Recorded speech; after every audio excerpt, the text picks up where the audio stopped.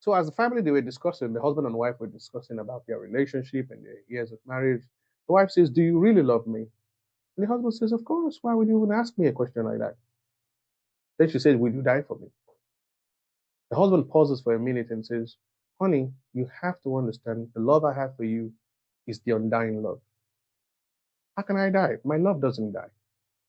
Now, I don't know if you find this funny or not, but the truth is that many couples over the years, and as we look at what's happening all over the world, are experiencing what is known as failed expectations. It gets to a point in their marriage, couples start wondering if they made the right choice, if they married the right person, and this can be very a troubling time for both of them.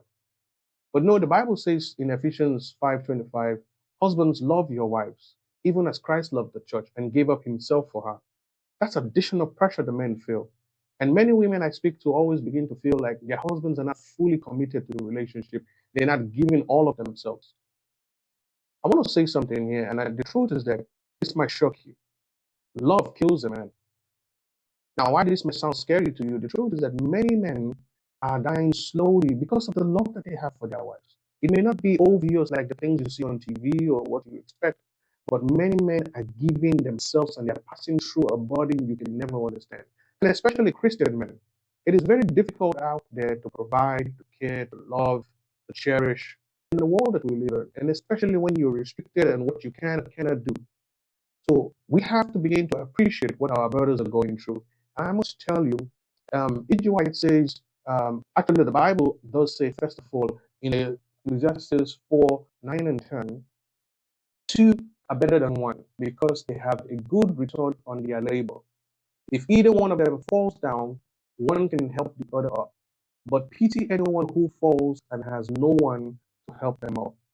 This is encouraging for both couples because the truth is that each one is going through their own struggle. Women are going through their own struggle, men are going through their own struggle. But the expectation is that rather than us looking to the brother to be doing all that he possibly can, which by the way, you must understand that he's doing the best he can. Most men, I can tell you, are doing the best they can. They have a passion, a desire for the best of their family.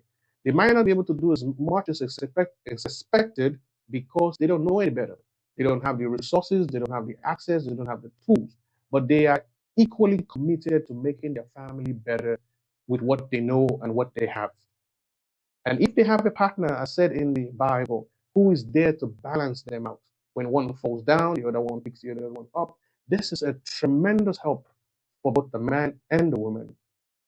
E.G. White, in her writings in Adventist homepage 43, she says, no one can so effectively ruin a woman's happiness and usefulness and make life a heart-seeking burden as her own husband.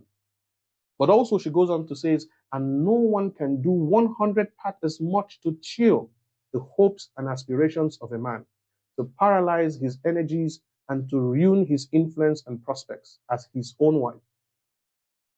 It is from the marriage hour that many men and women date their success or failure in this life and their hopes in the future.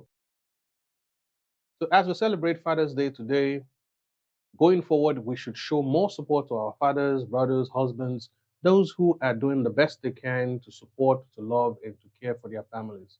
We understand that it's not that easy for them, so we should show that care and appreciation. And may God bless us as we do this. Have a wonderful week.